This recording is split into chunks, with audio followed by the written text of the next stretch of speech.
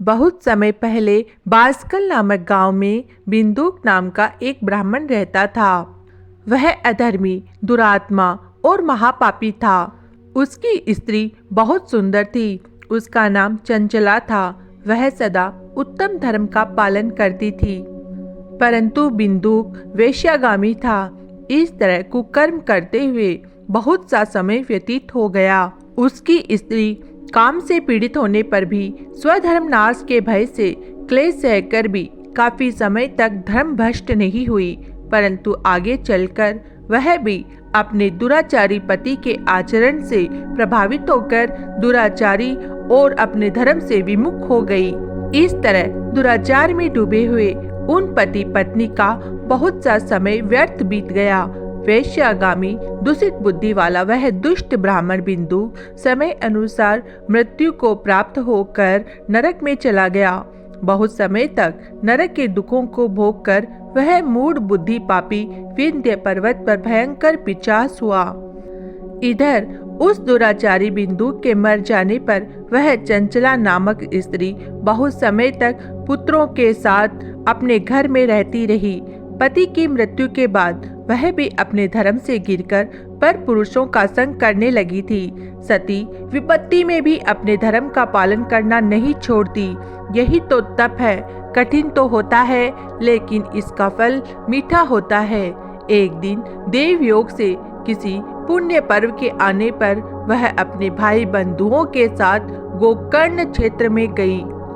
उसने तीर्थ के जल में स्नान किया और बंदी जनों के साथ यहाँ वहाँ घूमने लगी। वह एक देव मंदिर गई। वहाँ उसने ब्राह्मण के मुख से भगवान शिव की परम पवित्र एवं मंगलकारी कथा सुनी। ब्राह्मण कह रहे थे, जो स्त्रियां व्यभिचार करती है वे मर जाने के बाद जब यमलोक जाती है, तब यमराज के दूत उन्हें तरह तरह से यातना देते हैं कि वे उसके कामांगों को तप्त लोह के डंडों से दागते हैं। तप्त लोह के डंडों से उसका संसर्ग कराते हैं। यह सारे दंड इतनी वेदना देने वाले होते हैं कि जीव पुकार पुकार कर कहता है कि अब वह ऐसा नहीं करेगा, लेकिन यमदूत उसे छोड़ते नहीं है। कर्मों का फल तो सभी को भोगना पड़ता है। देव, ऋषि, मनुष्य सभी इससे बंधे हुए हैं। ब्राह्मण के मुख से यह वैराग्य बढ़ाने वाली कथा को सुनकर चंचला भय से व्याकुल हो गई। कथा समाप्त होने पर सभी लोग वहां से चले गए। तब कथा बांटने वाले ब्राह्मण देवता से चंचला ने कहा, हे ब्राह्मण, धर्म को न जानने के कारण मेरे द्वारा बहुत बड़ा दुराचार हुआ है। स्वामी, मेरे ऊपर कृपा कर मेरा उद्धार कीजिए। आपके प्रवचन को सुनकर मुझे इस संसार से वैराग्य हो गया है। मुझ मूढ़ चित्त वाली पापिनी को धिक्कार है। मैं निंदा के योग्य हूँ। मैं बुरे विषयों में फंसकर अपने धर्म से विमुख हो गई थी। कौन मुझ जैसी को मार्ग में मन लगाने वाली पापनी का साथ देगा? जब यमदूत मेरे गले में फंदा डालकर मुझे बांध कर ले जाएंगे और नरक में मेरे शरीर के टुकड़े करेंगे, तब मैं कैसे उन महायातनाओं को सहन कर पाऊंगी? मैं सब प्रकार से नष्ट हो गई हूँ, क्योंकि अभी तक मैं हर तरह से पाप में डूबी रही हूँ। हे ब्राह्मण, आप मेरी गुरु हैं। आप ही मेरे माता पिता हैं। मैं आपकी शरण में आई हूँ। मुझ अबला का आप उद्धार कीजिए। इस प्रकार विलाप करती हुई चंचला ब्राह्मण देवता के चरणों में गिर पड़ी। तब ब्राह्मण ने उससे कृपा पूर्वक उठाया और इस प्रकार कहा, नारी, तुम सौभाग्यशाली हो जो भगवान शंकर की कृपा से तुमने वैराग्यपूर्ण यह कथा सुनी है और कथा को सुनकर अपनी गलती का एहसास कर लिया है। तुम डरो मत और भगवान शिव की शरण में जाओ। उनकी परम कृपा से तुम्हारे सभी पाप नष्ट हो जाएंगे। मैं तुम्हें भगवान शिव की कथा सहित वह मार्ग बताऊंगा जिसके द्वारा तुम्हें सुख देने वाली उत्तम गति की प्राप्ति होगी। शिव कथा सुनने से तुम्हारी बुद्धि शुद्ध हो गई है और तुम्हें पश्चाताप हुआ है तथा मन में वैराग्य उत्पन्न हुआ है। पश्चाताप ही पाप करने वाले पापियों के लिए सबसे बड़ा प्रायश्चित है। जो मनुष्य अपने कुकर्म के लिए प्रायश्चित नहीं करता वह उत्तम गति प्राप्त नहीं करता, परंतु जिसे अपने कुकृत्य पर हार्दिक पश्चाताप होता है वह अवश्य ही उत्तम गति का भागीदार होता है। इसमें कोई शक नहीं है। शुद्ध चित्त में ही भगवान शिव और माता पार्वती का वास होता है। वह शुद्ध आत्मा पुरुष सदाशिव के पद को प्राप्त होता है। इस कथा का श्रवण सभी मनुष्यों के लिए कल्याणकारी है, अतः इसकी आराधना और सेवा करनी चाहिए। हे ब्राह्मण पत्नी, तुम अन्य विषयों से अपने मन को हटाकर भगवान शिव की इस परम पावन कथा को सुनो। इससे तुम्हारे चित्त की शुद्धि होगी और तुम्हें मोक्ष की प्राप्ति होगी। जो मनुष्य निर्मल हृदय से भगवान शिव के चरणों का चिंतन करता है उसकी इसी जन्म में मुक्ति हो जाती है। यह कहकर वे ब्राह्मण चुप हो गए। उनका हृदय करुणा से भर गया। वे ध्यान में मग्न हो गए। ब्राह्मण का यह उपदेश सुनकर चंचला के नेत्रों में आनंद के आंसू झलक आए। वह हर्ष भरे हृदय से ब्राह्मण देवता के चरणों में गिर गई और हाथ जोड़कर बोली, मैं कृतार्थ हो गई। हे ब्राह्मण, शिव भक्तों में श्रेष्ठ स्वामीन, आप धन्य हैं। आप परमार्थदर्शी हैं और सदा परोपकार में लगे रहते हैं। साधुओं, मैं नरक के समुद्र में गिर रही हूँ। कृपा करके मेरा उद्धार कीजिए। जिस पौराणिक और अमृत के समान कथा की बात आपने की है उसे सुनकर ही मेरे मन में वैराग्य उत्पन्न हुआ है। उस अमृतमय कथा को सुनने के लिए मेरे मन में बड़ी श्रद्धा हो रही है। कृपया आप मुझे इसे सुनाइए। कथा सुनने की इच्छा मन में लिए चंचला उन ब्राह्मण देवताओं की सेवा में वहीं रहने लगी। उस गोकर्ण नामक महाक्षेत्र में उन ब्राह्मण देवताओं के मुख से चंचला भगवान शिव की भक्ति, ज्ञान और वैराग्य बढ़ाने वाली और मुक्ति देने वाली उत्तम कथा सुनकर कृतार्थ हुई। उसका चित्त शुद्ध हो गया। वह अपने हृदय में शिव के सगुण रूप का चिंतन करने लगी। वह सदैव शिव सच्चिदानंदमय स्वरूप का चिंतन करती थी। उसके बाद अपना समय पूर्ण होने पर चंचला ने बिना किसी कष्ट के अपना शरीर त्याग दिया। उसे लेने के लिए एक दिव्य विमान वहां पर पहुंचा। यह विमान शोभा साधनों से सजा था और शिव गणों से सुशोभित था। चंचला विमान से शिवपुरी पहुंची। उसके सारे पाप धुल गए। दिव्य रूप धारिणी दिव्यांगिना हो गई। वह गौरांगी देवी मस्तक पर अर्धचंद्र का मुकुट और अन्य दिव्य आभूषण पहने शिवपुरी में पहुंची। वहां उसने सनातन देवता त्रिनेत्रधारी महादेव शिव को देखा। सभी देवता उसकी सेवा में भक्ति भाव से उपस्थित थे। उनकी अंग कांति करोड़ों सूर्य के समान प्रकाश रहित हो रही थी। 5 मुख और हर मुख में 3-3 नेत्र थे। मस्तक पर अर्धचंद्र आकार मुकुट शोभायमान हो रहा था।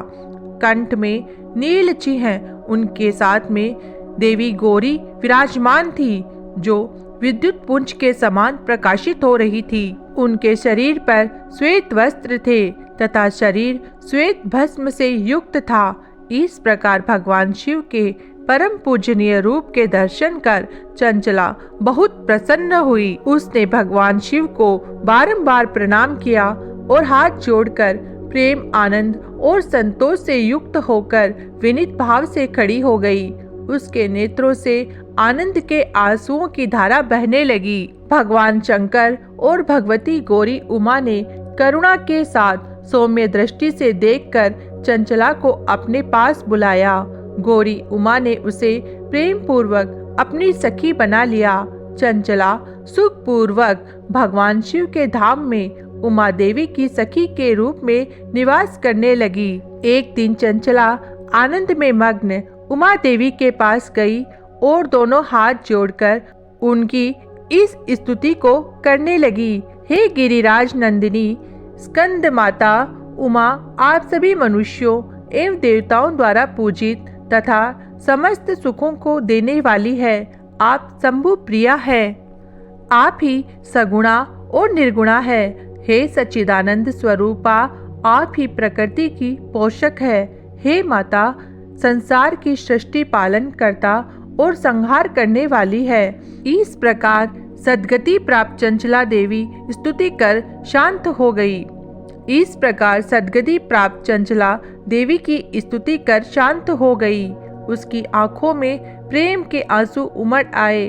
तब शंकर प्रिया भक्त वत्सला उमा देवी ने बड़ी प्रेम से चंचला को चुप कराते हुए कहा, सखी चंचला, मैं तुम्हारी इस स्तुति से प्रसन्न हूँ। बोलो, क्या वर मांगती हो? तब चंचला बोली, हे गिरिराज कुमारी, मेरे पति बिंदु इस समय कहाँ है?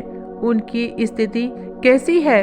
मुझे बताइए और कुछ उपाय कीजिए ताकि हम फिर से मिल सके। महादेवी, मेरे पति एक शूद्र जाति वेश्या के प्रति आसक्त थे और पाप में ही डूबे रहते थे। गिरिजा बोली, बेटी, तुम्हारा पति बिंदु पापी था। उसका अंत बड़ा भयानक हुआ। वेश्या का उपभोग करने के कारण वह मूर्ख नरक में ही अनेक वर्षों तक अनेक प्रकार के दुख भोगकर शेष पाप को भोगने के लिए विंध्य पर्वत पर पिशाच की योनि में रह रहा है।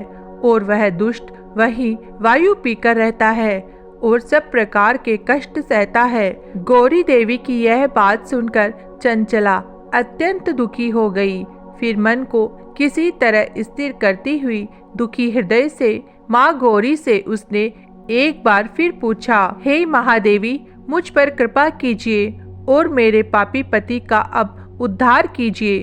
कृपा करके मुझे वह उपाय बताइए जिससे मेरे पति को उत्तम गति प्राप्त हो सके। गौरी देवी ने कहा, यदि तुम्हारा पति भगवान शिव की पुण्यमयी उत्तम कथा सुने तो वह इस दुर्गति को पार करके उत्तम गति का भागी हो सकता है। अमृत के समान मधुर गौरी देवी के वचन सुनकर चंचला ने दोनों हाथ जोड़ मस्तक झुकाकर उन्हें बार बार प्रणाम किया और प्रार्थना की, मेरे पति को भगवान शिव की कथा सुनाने की व्यवस्था कीजिए। ब्राह्मण पत्नी चंचला की बार बार प्रार्थना करने पर शिव प्रिया गौरी देवी ने भगवान शिव की महिमा का गान करने वाले गंधर्वराज टुमरू को बुलाकर कहा, टुमरू, तुम्हारी भगवान शिव में प्रीति है। तुम मेरे मन की सभी बातें जानकर मेरे कार्यों को सिद्ध करते हो, तो मेरी इस सखी के साथ विंध्य पर्वत पर जाओ। वहाँ एक महाघोर और भयंकर पिशाच रहता है। पूर्व जन्म में वह पिशाच बिंदुक नामक ब्राह्मण मेरी इस सखी चंचला का पति था। वह वेश्यागामी हो गया। वह स्नान, संध्या आरती आदि नित्य कर्म छोड़कर अपवित्र रहने लगा। क्रोध के कारण उसकी बुद्धि भ्रष्ट हो गई थी। दुर्जनों से उसकी मित्रता तथा सज्जनों से द्वेष बढ़ गया था। वह अस्त्र शस्त्र से हिंसा करता, लोगों को सताता और उनके घरों में आग लगा देता था। चांडालों से दोस्ती करता और वह रोज वेश्या के पास जाता था। पत्नी को त्याग कर दुष्ट लोगों से दोस्ती कर उन्हीं के संपर्क में रहता था। वह मृत्यु तक दुराचार में फंसा रहा।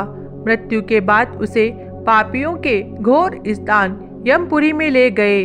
वहाँ घोर नरकों को सहकर इस समय विंध्य पर्वत पर वह पिशाच बनकर रह रहा है और पापों का फल भोग रहा है। तुम उसके सामने ये पुण्यमयी पापों का नाश करने वाली भगवान शिव की दिव्य कथा का प्रवचन करो। इस कथा को सुनने से उसका हृदय सभी पापों से मुक्त होकर शुद्ध हो जाएगा और वह प्रेत योनि से मुक्त हो जाएगा। दुर्गति मुक्त होने से उस बिंदुक नामक पिशाच को तुम विमान में बिठाकर भगवान शिव के पास ले आना। माँ उमा का आदेश पाकर गंधर्वराज टुमरू प्रसन्नता पूर्वक अपने भाग्य की सराहना करते हुए चंचला को साथ लेकर विमान से पिशाच के निवास स्थान विंध्य पर्वत पर गया। वहां पहुंचकर उसने विशाल आकृति वाले पिशाच को देखा। उसका शरीर विशाल था, उसकी ठोड़ी बड़ी थी। वह कभी हंसता, कभी रोता, कभी उछलता था। महाबली टुमरू ने बिंदुक नामक पिशाच को पाशों में बांध लिया था। उसके पश्चात टुमरू ने कथा बांटने के लिए स्थान तलाश कर मंडप की रचना की। शीघ्र ही इस बात का पता लोगों को चल गया कि एक पिशाच के उद्धार हेतु देवी पार्वती की आज्ञा से टुमरू भगवान शिव की कथा सुनाने विंध्य पर्वत पर आया है। उस कथा को सुनने के लोभ से बहुत से देव ऋषि वहां पहुंच गए। सभी को आदर पूर्वक स्थान दिया गया।